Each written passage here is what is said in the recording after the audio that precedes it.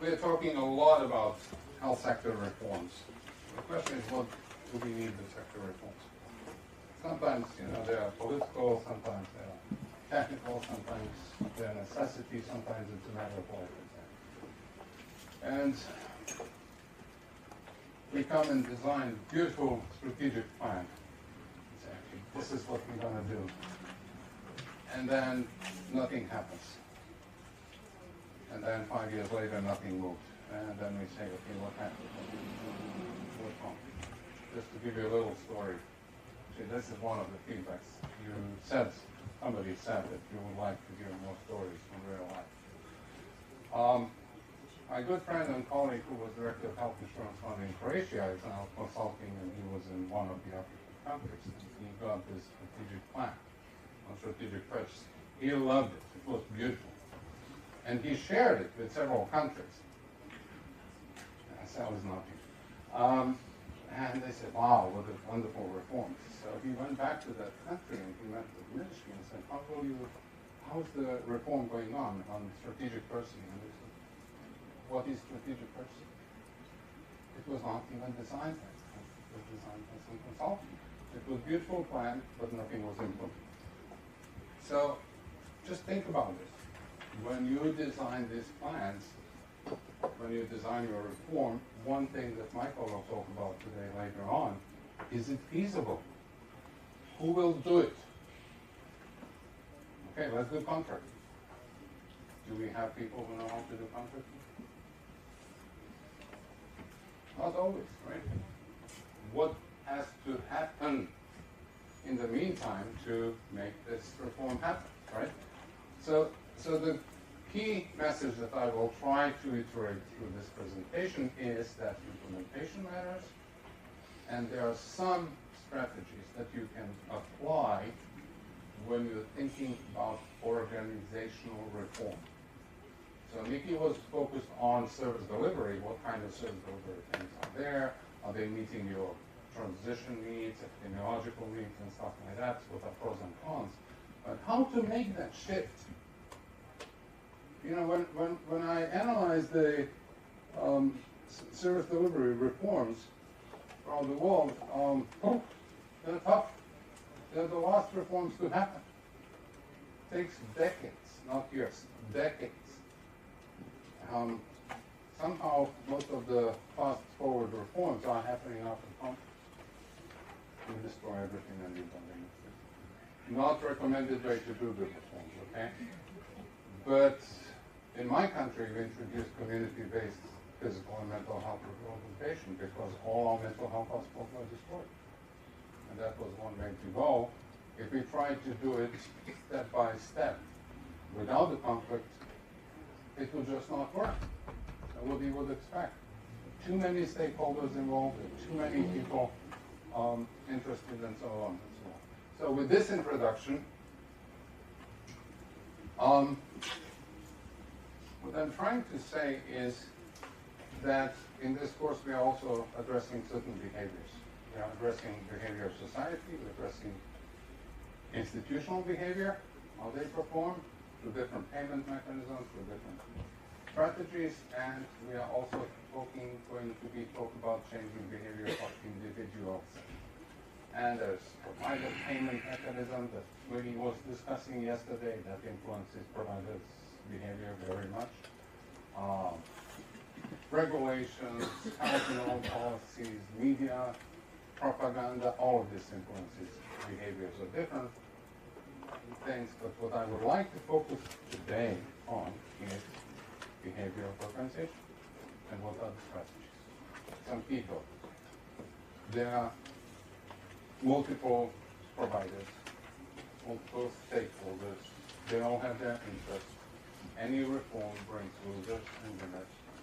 It's tough.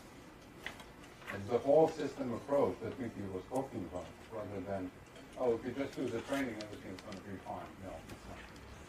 You have to create a system where organizations behave differently and make these changes within it.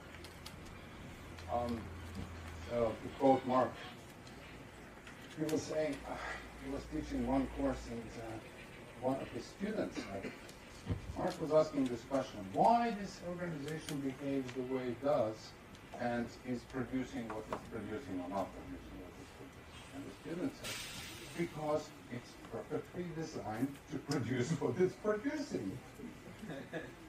If you want to change it, if you want to that organization to produce something different, maybe that organization needs to change its processes, its behavior, its incentives, and so on. And when we are doing health sector reforms, and we're supporting countries doing health sector reforms, this is one thing that we often forget. Let's do contract. Let's do performance-based payments. Let's do results-based payments. For a man with a hammer. Bang. Everything is a name. Who will do it? How that business process goes and where we are. This is a slide from Vicky's presentation. Does anybody recognize the country where this was taken? Okay. It could be in any country. And we're not going to say which country it's from, okay? Not to insult any of our friends. But if you really want to transport this load, this is a big truck, right? I mean, it's a huge truck. But you load it wrongly, it's not going to do your job. It's really going to flip over. So maybe you need something else. And then my favorite slide, which was actually on the wall of a Minister of Health in Federation, which is saying putting more resources into your existing framework will not necessarily yield the desired outcome. They have this donkey, and you're putting more and more. Why don't we integrate maternal and child health care with NCDs, and then we can do the TB, and then we can do HIV on top of it, and then something has to change, guys. Otherwise, this little donkey is not going to go anywhere. Okay, I'm passing mine. Okay, so let's do this organization control node and intermediate health, just to make some notes. All right, so efficiency, quality, and access. These are intermediate, right? You know this. Efficiency in public sector, less effective, less integration, managers are often physicians. You know all of these problems, let me not go. This is Jose. And this is how this organization is made. And I'll tell you the true story. And Mark was telling this story when he was teaching in China. So I was working as a young physician in Sarajevo, in the pediatric department on the second floor. And in the morning I noticed two big guys in a Bosnian guy. They came and started digging a trench like 40 centimeters wide, 1 meter deep, 30 meters. The whole morning they were digging, right? In the afternoon, Johan's laughing, he wants to manage it. Two guys came and they started filling the dirt back in. And I said, okay, what are you guys doing? I said, no, it's a cable for internet, you know, the optic wire, modern technologies. Where's the cable? I don't know, the guy who was supposed to be putting the cable didn't show up. I'm paid to dig it up, he's paid to fill it in. Everybody's doing his job. Okay? Think about outcomes. Efficiency. And by the way, Jose was fired because, well, if you take a look at the picture, the leak is not here, the leak is here. He's digging on the wrong place. He is not efficient. Right? He was fired. We don't want that. Now, quality. We discussed a lot about the quality, how your service is organized and how things are. One thing to remember, volume and quality of care are very closely connected. I was in Bangladesh and there's a lot of private hospitals and public hospitals. About 20% of public services are provided by public sector. The rest is NGOs, private sector. And my friend's wife was pregnant and she was about to deliver. Everybody said, no, go to public. Why? Because of the volume. They had a huge number of deliveries. They know what they're doing. Although the room in private hospital was 10 times better, and the food was great. And the quality of services is not just about the room and the food. So please don't judge our food selection based on what you need to see there, just based on the teaching, right?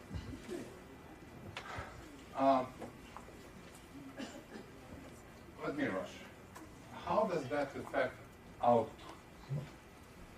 This is countries of former Soviet Union, and the way they deliver TB services is really affecting multi-drug resistance. Here's the problem. You're detected by TB, you have to be isolated for 6 months. Everywhere else, once you're no longer contagious, after 3-4 weeks after you take multiple drugs, you can go back into community and continue your work. Keep using your drugs. Make sure you're using your drugs. But if you're locked in 6 months, what is happening? Come on. What do you think? Would you go to hospital for 6 months? Microphone.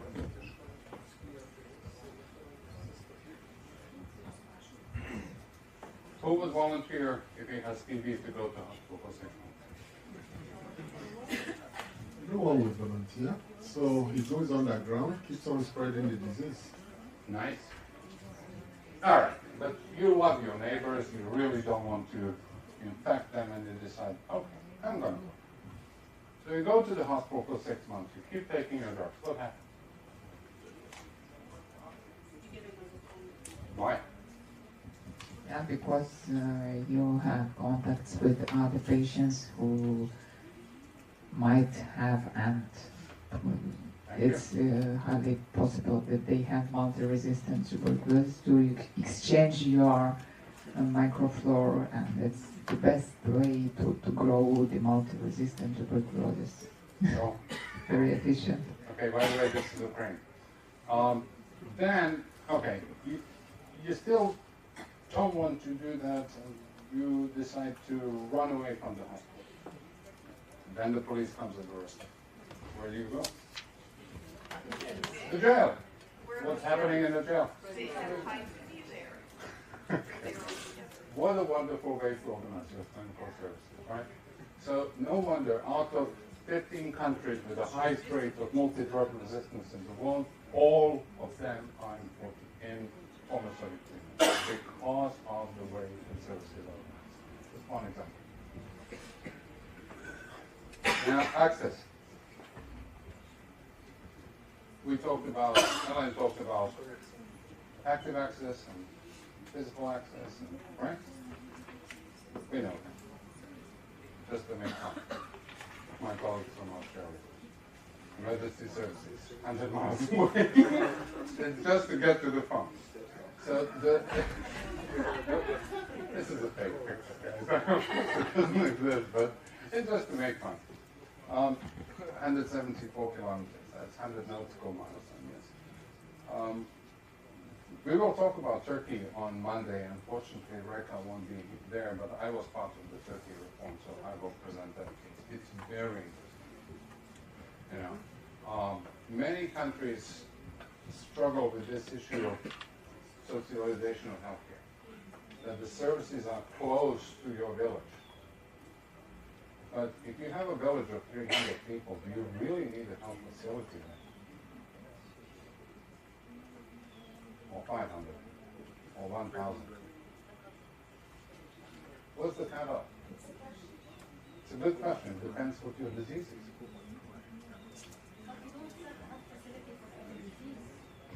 You don't, but the disease happens. For example, if you're talking NCDs in terms of hypertension, you know who takes care of my diabetes? My nurse, over the phone.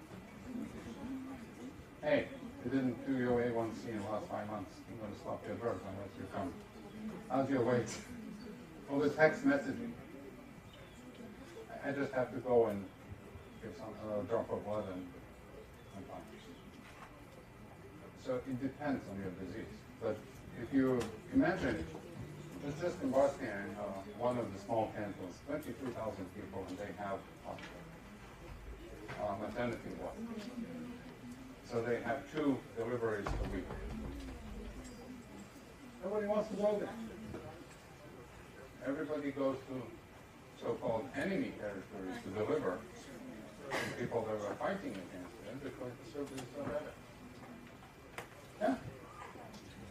So having this proximity without volume and quality is not going to help you with the access, okay? Of course.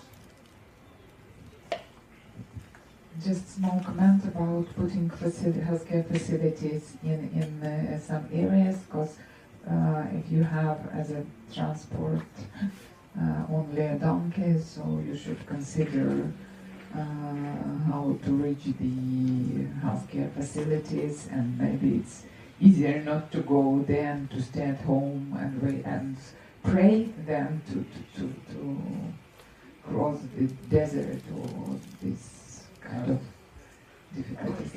Okay, let's discuss it. I hear this argument quite often. You know, Nadine, we have a very big country and a mountainous area, and it's very difficult to have access. How many countries are like this in the world? What do you think? Where there are no cars. Nobody has cars. In radius of 200 miles. Can anybody list some country in the world that has no car within 200 miles radius? I doubt. DRC?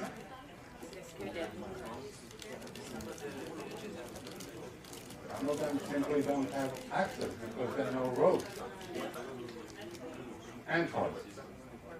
In 2002, my colleagues from Peru won President's Award for Excellence for reducing maternal mortality in Peru by 72% or 71%. Which sector was this? Transport, rural roads. They built roads, people got access. That's true. But then, the solution is not to put one good doctor in that village and wait for one patient a month. It's just not effective. Mickey talked about possible delivery models, but let's go now to the core of what I'm trying to do. Whenever you're doing your reforms of the institution, we recommend to have this checklist in the back of your mind. We call them 6 Ps. There are many other checklists, there are many other strategies, there are many other things, but this is just to have as a guide to think about.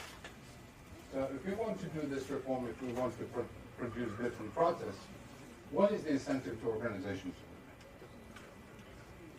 Why would health insurance fund go into company? Why would hospital agree to the company? Where is their incentive? We talked about that quite a bit. But the second one is where's incentive for the manager?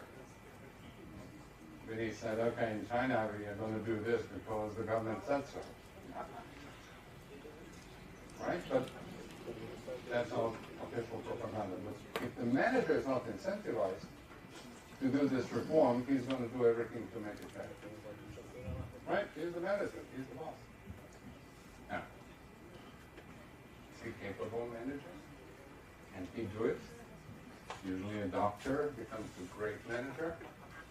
Just like me, right? I'm a doctor. Managing. You lose good doctor, you get lousy manager, right? But do they have skills? And do they have attitude that is appropriate to different things? Can they do? Do they have autonomy? You have regulations that says this is the salary of the health workers, there's nothing you can do about it. There's no incentive payments. You're stuck. We can talk about provider payment mechanism, but this is your salary and that you get nothing out of it. So, is there autonomy? What's the incentive to the workers? The ones who are actually on the front line delivering the service. You can have a wonderful manager with skills and authority, but if the workers are not incentivized, so what?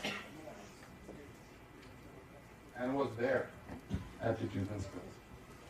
All right, so this is a checklist just to go through some of the thoughts when you're doing the reform.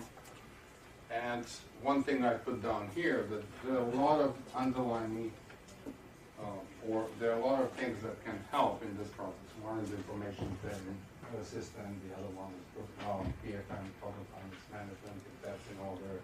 We can help with in certain environments. It doesn't live on its own.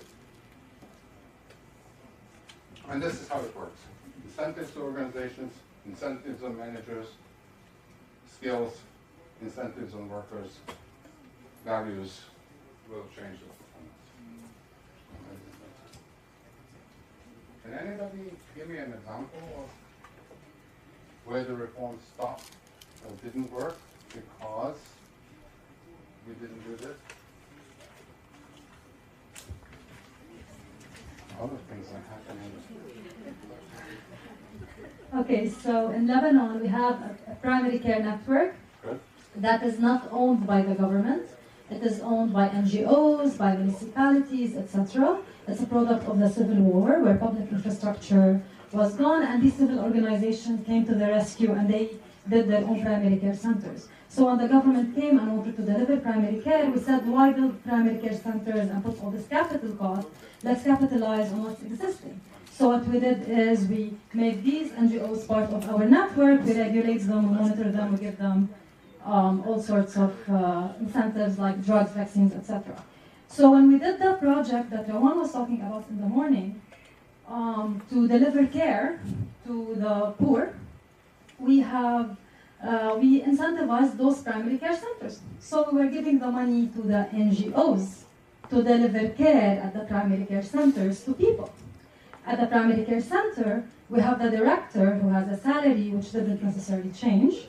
We have a nurse who has a salary which didn't necessarily change. We have a physician who works at fee-for-service basis with decreased rates because really his incentive to go to the primary care center is to recruit people to go to his private clinic. Of course. We did not set incentives. Until now, we're struggling on how to set incentives for each and every one in the primary care center in order to make this work. So no matter how much we followed up with the management, with the NGOs, with the director of the primary care center, you cannot follow up with the nurse, with the doctor, with the cleaner, with everyone. So it really put sticks. Who has to do that? Is that Ministry of Health out? Within organizations? Much better than 10 years ago, when there was no contracting with NGOs and network, when Ministry of Health was struggling to deliver their own services and compete with others. So we will have a whole presentation on this actually on Friday afternoon. Your colleague from Lebanon, she's not here this morning, she came as participant, just like you was. And we had a little chat in the coffee break, and she explained me what's happening, and I thought, my God, this is so important. So I invited her to present Lebanon case in Libya. I was struggling with it.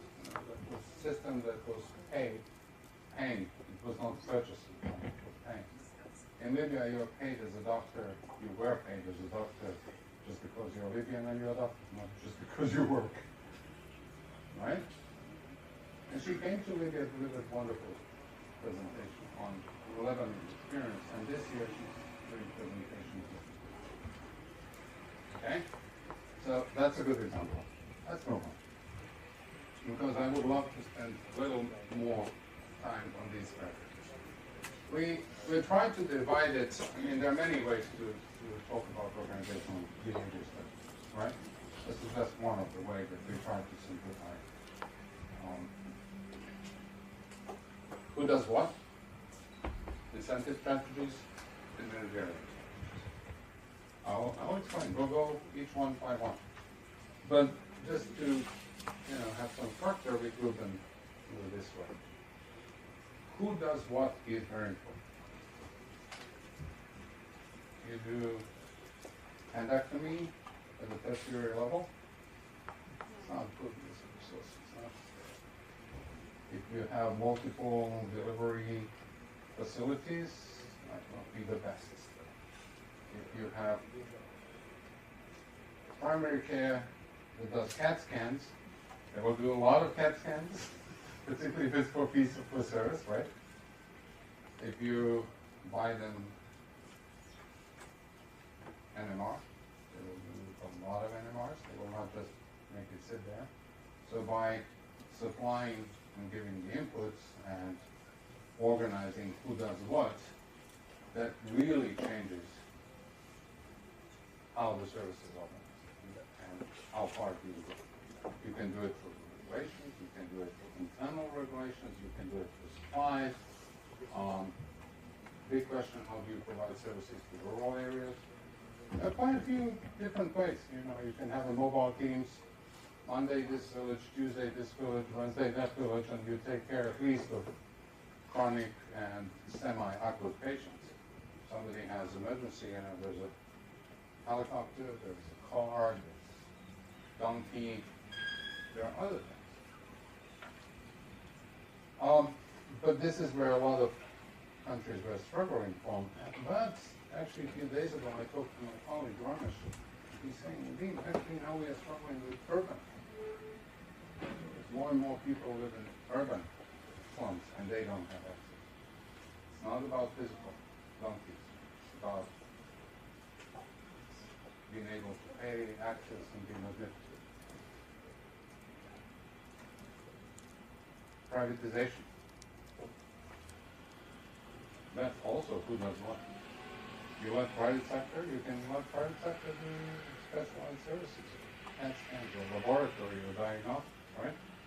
It's also who does what. You can contract them to work with you, but you can also have a private fee-for-service walk-in clinics, and they will do their job at high cost, but these are some things we can do in who does what strategies. Incentive strategies. We talked a lot about them, right?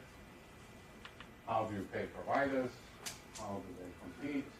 Now, one of the arguments that we hear quite a bit is market competition.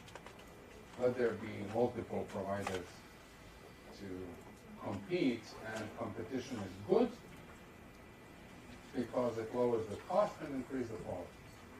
Is that the case in healthcare? Okay. Does that work in healthcare? Market competition? So, for example, you have a heart attack and you're in Bishkek. You carefully select which hospital you want to go to and check the references, right?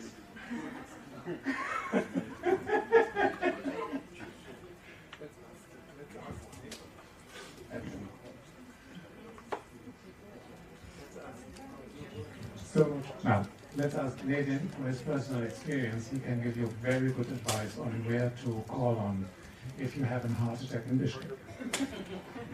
There's one hospital. New Zealand wanted to do market competition for cardiac surgery. How many cardiac facilities in New Zealand? 4.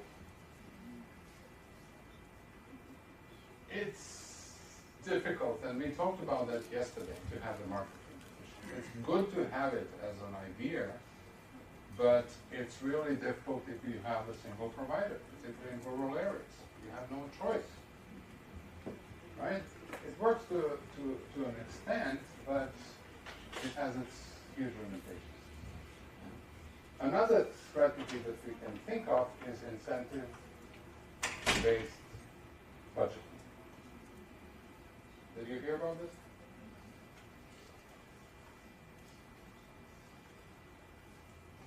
Okay. So quite a few countries I have been to, one of them is Kazakhstan, started incentives-based budgeting. So the Prime Minister makes a contract with Ministry of Health. So look, You want more money for health? Okay, this is what I want you to do. 1, 2, 3. You don't deliver? I got your budget. Next thing is, next year, the minister comes and said, oh, I want to do this, this, this, and this. Okay, how much does it cost? And they estimated the cost, and the prime minister said, so what am I buying? So contracting happens not just between health insurance fund and provider, it happens also within government. Government is part of organization, right? Health system delivery is part of organization. It's a different structure, right? Different accountability, but it's part of one. It's part of regulation. It's part of public finance management system. Is it part of regulation really? Performance-based budgeting? Kind of. It's intergovernmental. So you think of regulation coercive way to correct behaviors and markets changing, but it's less of a regulation. It's kind of internal regulation that you do. But that's another incentive strategy. And I like to talk about this because one thing we keep forgetting in organizational control now is accountability. Who is accountable to whom for how? So let's start from the Prime Minister. So you have high rates of cardiovascular strokes or heart attacks from a few deaths. Okay. Minister of Health is supposed to take care of it. If he doesn't, is he really accountable for that, and how much? Particularly they are from the same policy. District level authorities, are they accountable to ministry or not? Hospital manager, primary care managers, are they accountable to district level? Are the family medicine teams or private or providers accountable for the outcomes?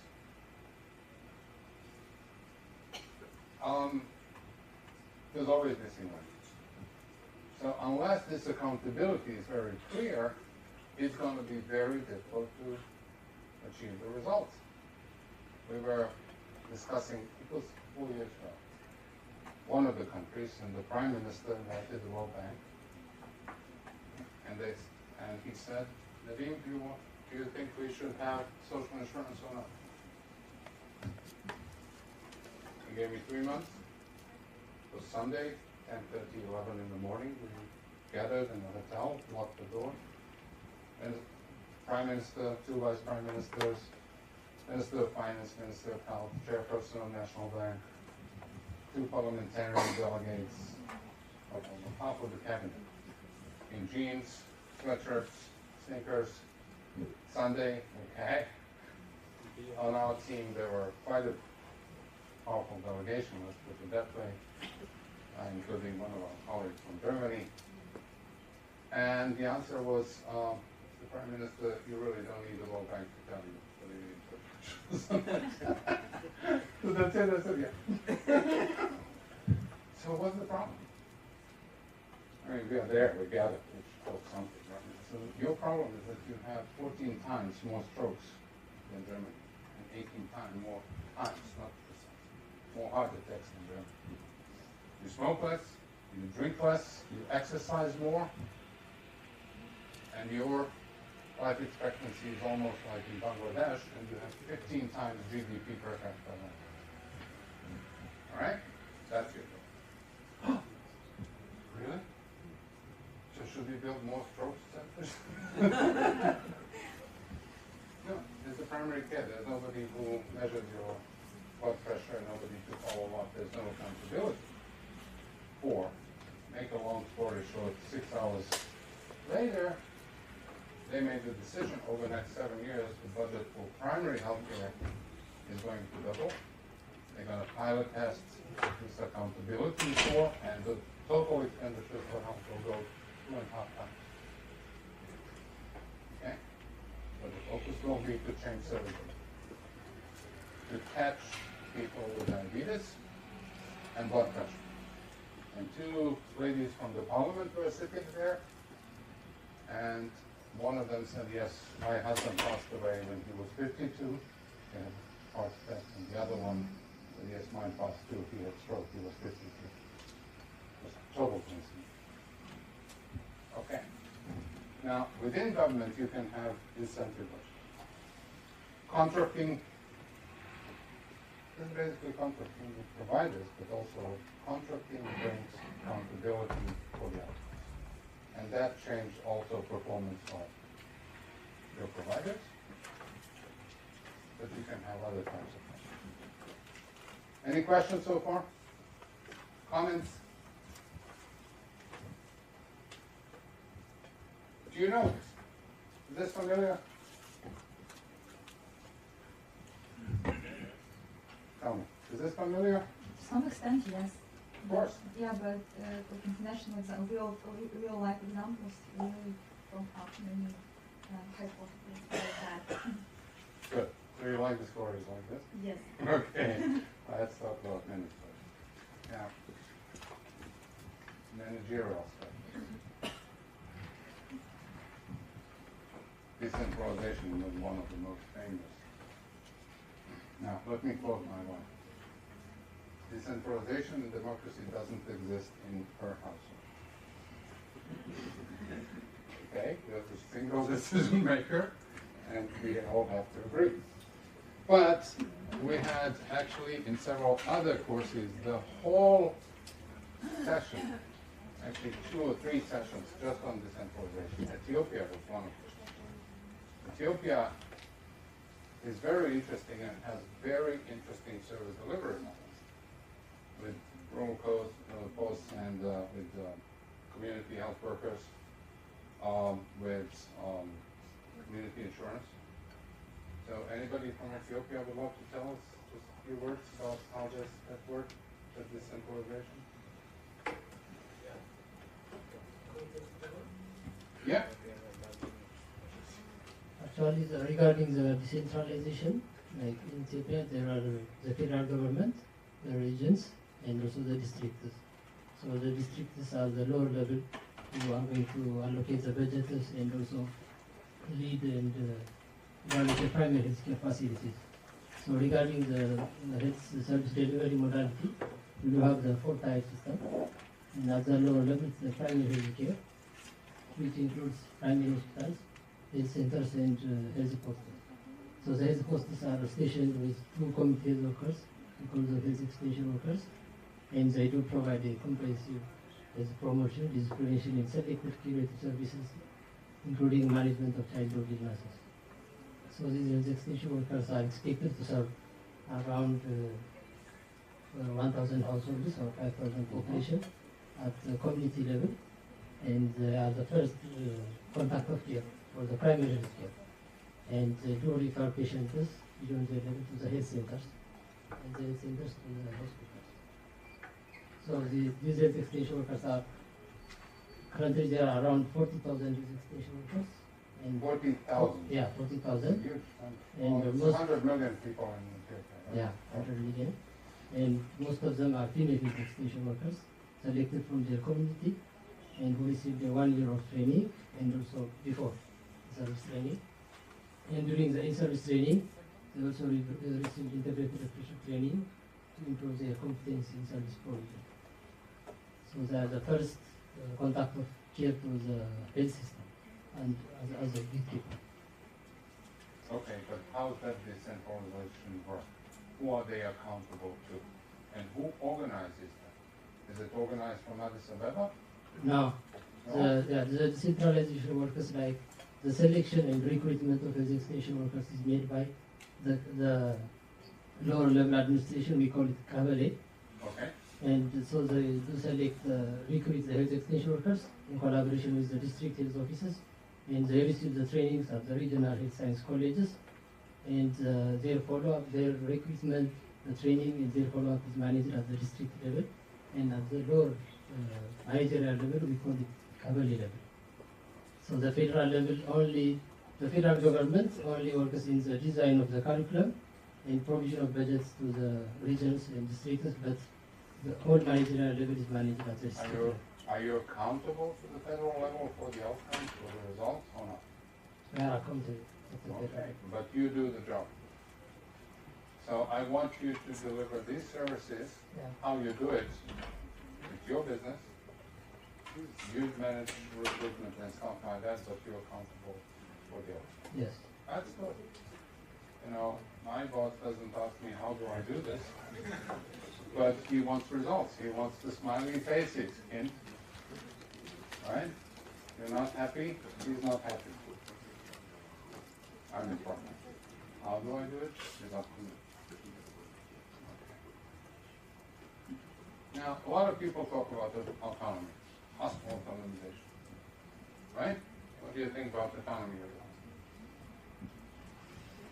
They closed 300 hospitals in Moldova, by the way.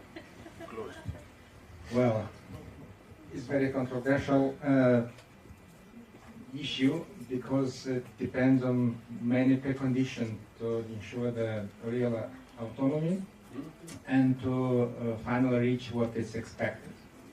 So in Moldova we started the autonomy of primary healthcare centers.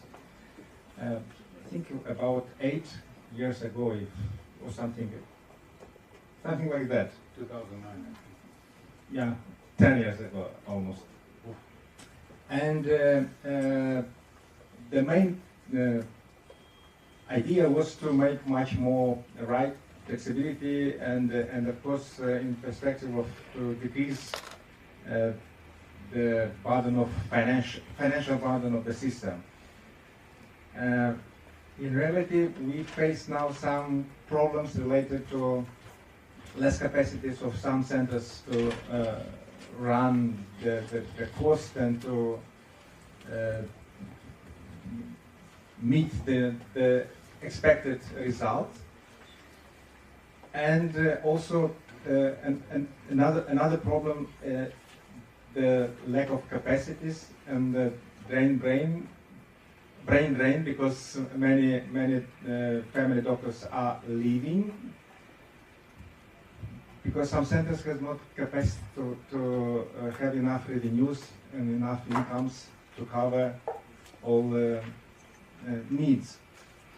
And one very important issue, which probably it's an impediment for also autonomy of some hospitals and in general of decentralization, if this is not combined with decision rights, which should be delegated in the entire spectrum of rights. For instance, the manager will have rights to keep the funds after the fiscal year, also to have the rights to fire and hire the workers, and also to have other rights. So without such decision rights, so real autonomy will not be reached. Oh, wow. So you touched quite a bit of issues that I wanted to raise.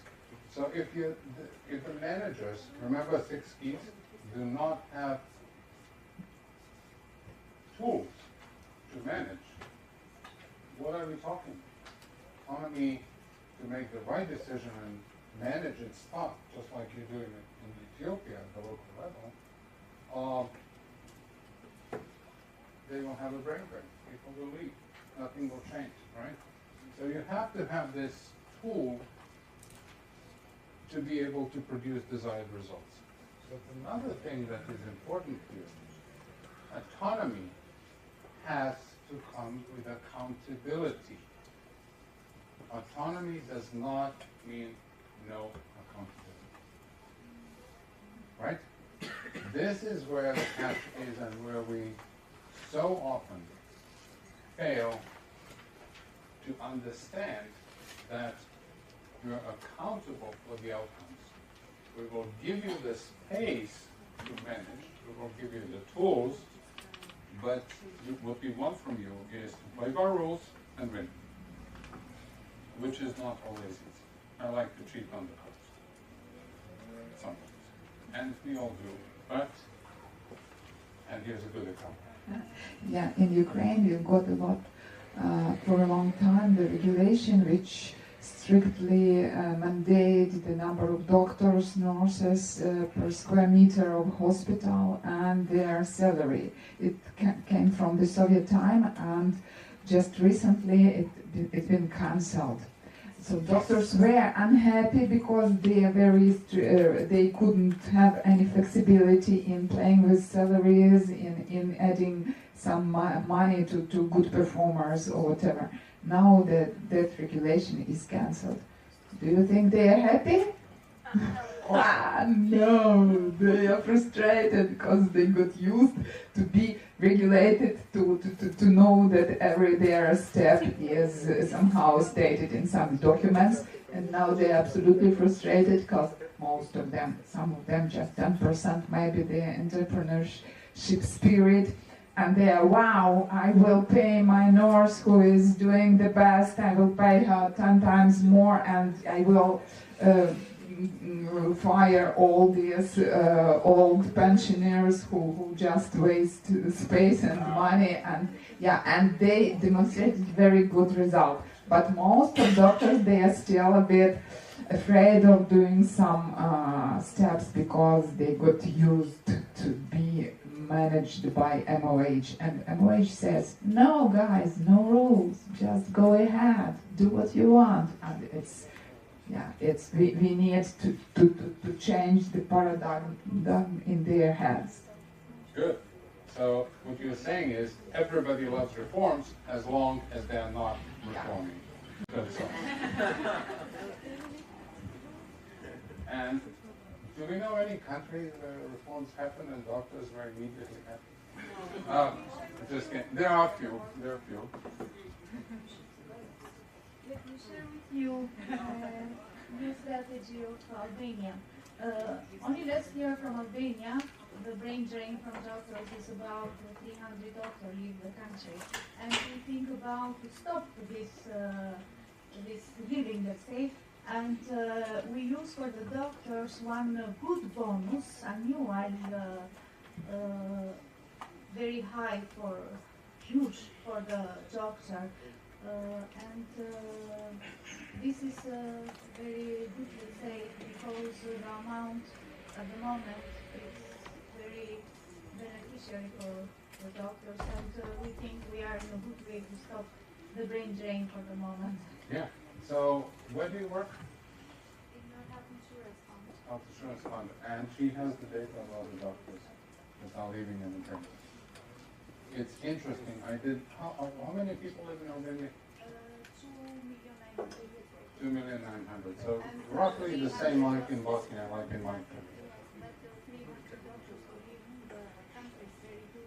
Okay. I actually was doing some work with a friend of mine, colleague, Kiko, who's going to be here on Saturday. We're going to talk about human resources, and we did try to dig analysis. How many doctors are leaving from Bosnia? 290 last year. Yeah.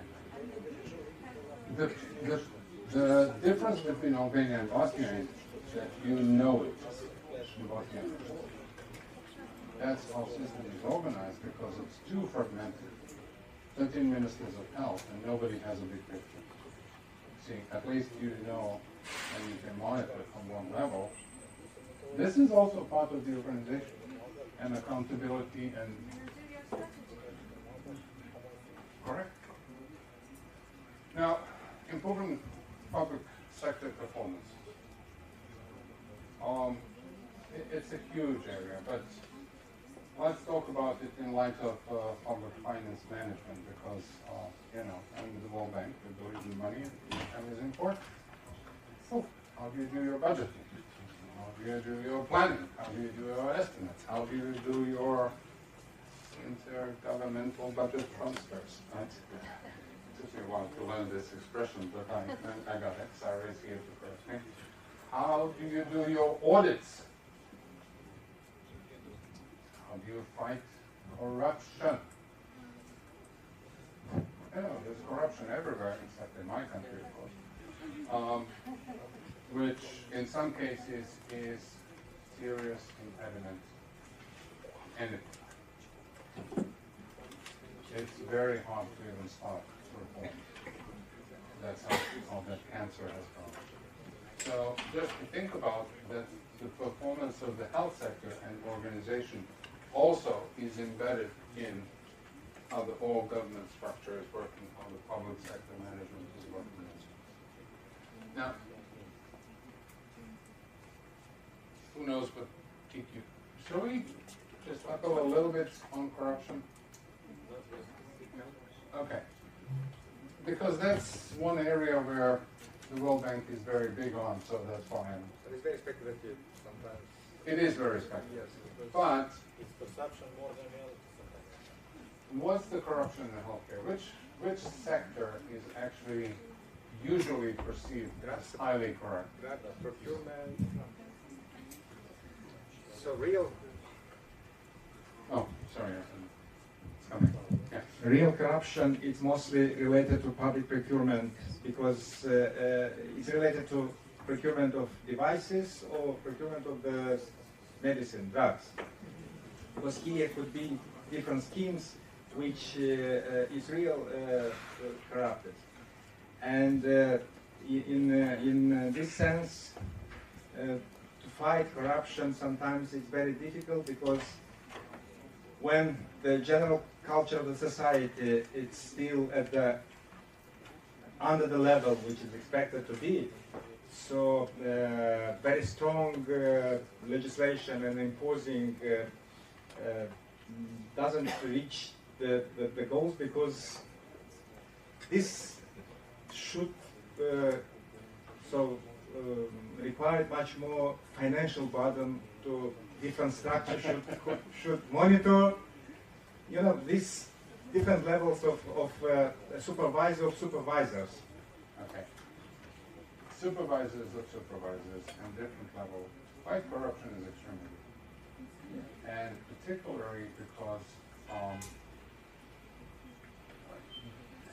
what Pinky was talking about is when we see the problem, we usually go into micro solutions. More audits, more regulations, more policing. That works to a certain extent, but not always. Yes. Creating a culture and a structure is actually something on a macro level that works much better to fight corruption than doing this local enforcement measures. And it's a long time battle. And if we had one correct answer, I would love to hear it. Just other aspect of corruption we have in drug prescription, and sometimes this is related to some schemes which exist between pharmaceutical companies or providers of drugs and some physicians who prescribe some medicine. And the worst part is that it's oversupplying and overusing of drugs, which has health consequences, and of course economical and financial consequences. And finally, this make people to trust much less in the system. And for people, for policymakers, it's very difficult after to explain why we need to change, why we need to push on reform, when society is very reluctant, because they have a lot of examples and present that all initiatives which is started by the policymakers, it's perceived that the new schemes to take our money from the pocket. Okay, you mentioned several things. One is financial corruption, so the procurement of drugs, who wins the contract and who gives the best price and how much the kickbacks. That's one. You also mentioned prescription practices. If I prescribe more of these drugs, I'll get some kickbacks and I'll benefit. You also mentioned some other aspects of providing care to your friends, more than allies. That's not financial, right? That's also benefiting you or your political party or your family or stuff like that. So the corruption has all these different levels. It doesn't have to be direct financial gain. There was, God, was it the mayor of, mayor of Washington. He was it Washington? I can't remember. Anyway, he was criticized Marion for. Barry. No, Barry is legendary. But he was, no, it wasn't Barry. Anyway, it will come back. So he was hiring his son-in-law to do the cleaning job and giving contracts to his family members, and he was criticized. But he said, well, guys, if I can't help to my family, who am I going to help to? What's wrong with that? If I can give a job and contract to my family members, what's the point? We like our president. So it has quite a few challenges that to improve public finance management, and I hope next course we will have a session on public finance management as a separate. It's difficult to put everything into 8 days course. It's actually 6 days, and the rest is elective sessions. To address so many variables in the health sector reforms and performance of the health sector. So, for the sake of time, let me move a little bit faster. So, TQM, CQI. Huh? Can't hear. There's no microphone. Any other term in addition to? Total quality management, continuous improvement management. Good. What is total quality management? You manage quality or you manage totality?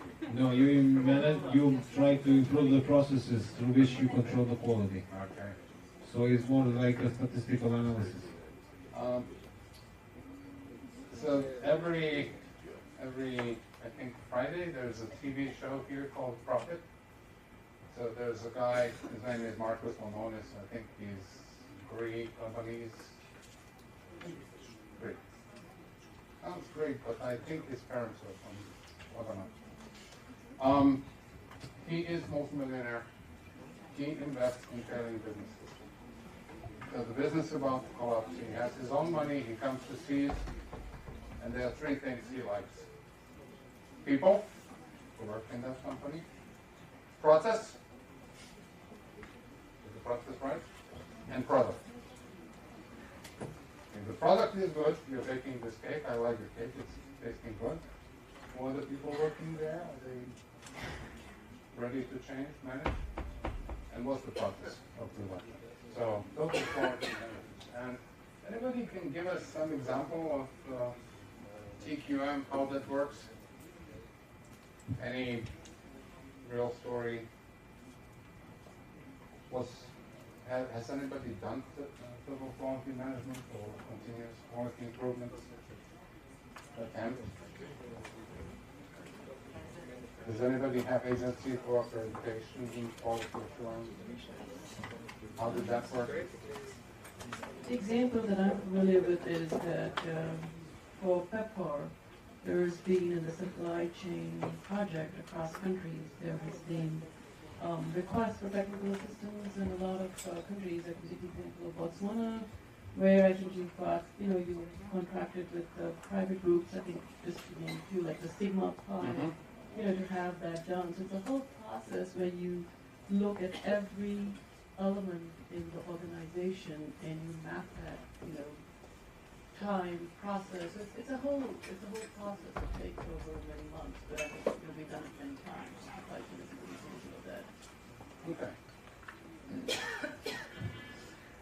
Our colleague Estelle is from Kyrgyz, and she was team leader for a wonderful project. I think it's a wonderful project. I haven't seen the final report. Trying to improve performance of the hospitals and to check whether different incentives work. But part of that project was also to look at the performance, see the outcomes, see the results. Any few comments on how did the process work? Who were the evaluators? Was it external, internal? Was it international? Did we send a team from Washington to check it, or? Just few words to answer Nadine's question about the process. So the project was designed following Rwanda model, but given that the context in Kyrgyzstan, which is a post-Soviet country in Central Asia, is different, so we identified what were the issues at the district level hospitals and tried to use the same type of instrument like a balanced scorecard to address those issues. Can you explain balanced scorecard? This is important. Yeah, balanced scorecard includes like a number of composite indicators and criteria grouped into 7 categories, like a summary address, and they address structural quality indicators, process, and outcome. So and there was a certain share among the 3 categories. And process for doing this verification was done quarterly. So each quarter there was a team coming to these hospitals consisting of external verification team coming from provincial, like a regional level and national level, plus representatives of professional associations and health insurance fund and Ministry of Health and so on, and development partners.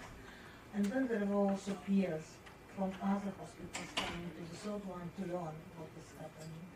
So, and prior to that visit, each hospital had to perform its own self-assessment using the same type of balanced scorecard. Wow. And if there was a difference, then they were losing money. So, but by having this self-assessment done, there were kind of processes established within the facility for internal quality processes.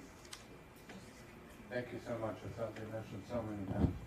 And when we are talking about Lebanon, actually it's the order of position for, and their headquarters is much bigger than the whole thing. They were self-regulating the sector in Finland. So it's and there was also nurses. They had their own association. They're not as powerful as No, not even close. Can't find it. All right. We can talk about each one of this in more depth, but let's, for sake of time, just have some concluding thoughts and maybe a few questions. To do these kind of reforms is not easy. You really need to have a good sense of where you're going, what you're doing. It's too many losers and too many winners. Doctors are not happy in praying for changing standards and norms about square meters per doctor, how many doctors can be. People tend to resist reforms. And the political leadership, particularly in my country, have to decide whether they want to benefit from opening new facilities and getting popularity and stuff like that, and service improvement. We have so many examples of this. Bosnia, 10 cantons, 10 ministers, 3 million people. Canton is the size of 20,000 people, 500,000 people. And each one of them wants to have a hospital. If you close the hospital, you're really not a good minister. Yeah.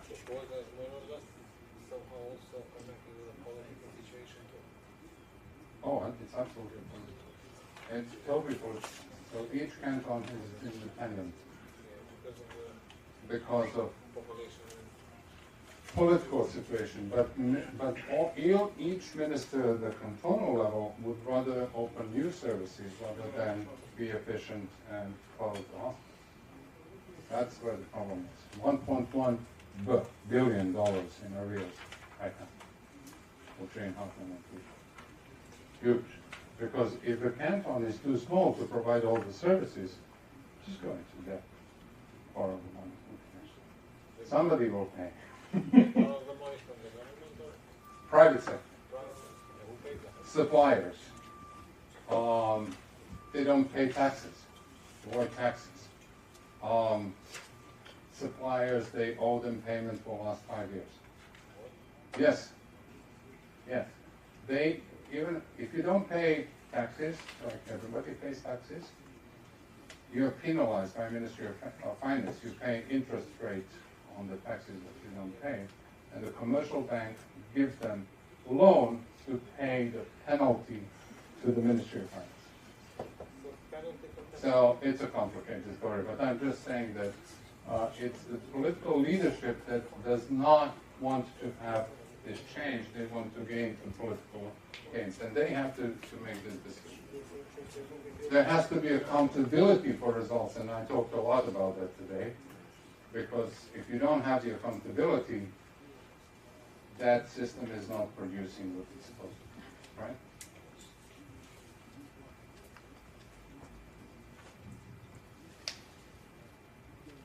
The devil's in the detail. This is the same slide that Mickey had. We can talk about many reforms. We can even quote Alto the other day, social insurance, no social insurance. The devil is in the details. So how do you do it? Really is a contextual, and you have to analyze your own country, your own situation, your own pros and cons, and understand the tools that we are giving in this course, how to apply it in the best way. We can give you a paradigm, what happened in other countries, what usually is there to be expected. I think expression here is, if it looks like a duck, if it quacks like a duck, probably is a duck, right? So think about this as just a way to improve the performance. So when designing any public health program and reform, one has to consider what will it take to adjust the system and organizations to deliver that reform. Beautiful reform, strategic plan looks excellent. Can we do it? And most of the times, and I have to admit that, with international development agencies, we tend to ignore this. Oh, this is the way to go. Now let's do it. Okay. How are we going to get there? We'll figure out. We have a Ministry of Health, we have Public Health Institute, we have providers, we have smart doctors, and we'll figure it out. And we do not usually consider the steps that are needed to make it happen. And then we get frustrated with most of the programs and reforms that we have designed. Right? We asked about accountabilities for vertical programs. Who is responsible? Huh? That's a story for a bottle of wine, obviously. That discussion. I thought the essence of pilots is to go through all this and see whether it's working. And if it's not working, the lessons we learned from pilots will now be imputed into the overall reforms. For instance, most of the reforms being introduced in developing countries, most of them will need some legal changes for them to work. I.e. the autonomy issue. In most sectors, you cannot give money directly to the facilities for them to operate. You need to change the legal, the laws in place. And changing laws will require a lot of time for it to happen. And we could just go ahead and do this, and we expect sustainability. So when the financing goes, other people who don't want the law, who don't want the reforms to work, you just tell them, well, it's against the law. And that's it. So I think from pilots, we should, before making the reform general, remove those challenges or bottlenecks that will not allow the reforms to work. Yeah, pilot is one way to go, definitely. But you have to have your hypothesis. What are you piloting? What is your hypothesis that you're going to achieve?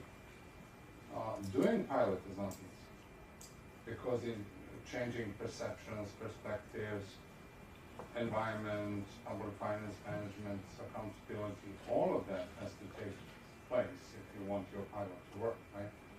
And then it was at least 2 projects I was involved in where we started a pilot and then the authorities said, no, it's against the law, we don't recognize this minister's decision to allow it because that was a previous one.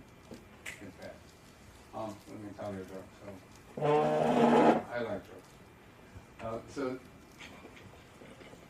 our colleagues in transport decided to help 2 countries do the reform of their transport. So instead of driving on the left-hand side, you're going to move and drive to the right-hand side, right? 3 years preparation, public campaign, advertisements, traffic lights, road signs.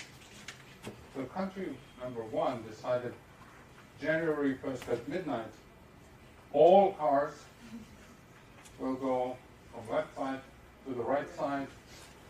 The signs will be uncovered, the others will be covered. And then country number 2 decided, well, we're going to go step by step.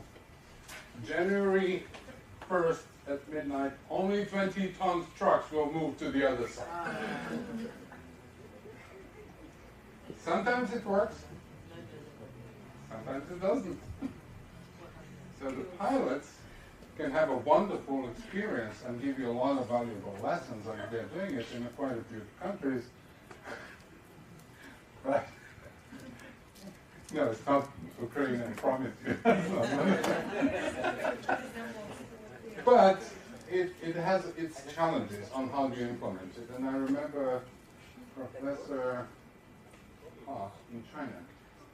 Oh my God. And he said, oh Nadine, we are doing this pilot's insurance. So, okay, how many enrollees do you have? Oh, it's a small, it's 70 million people only. Like, pilot?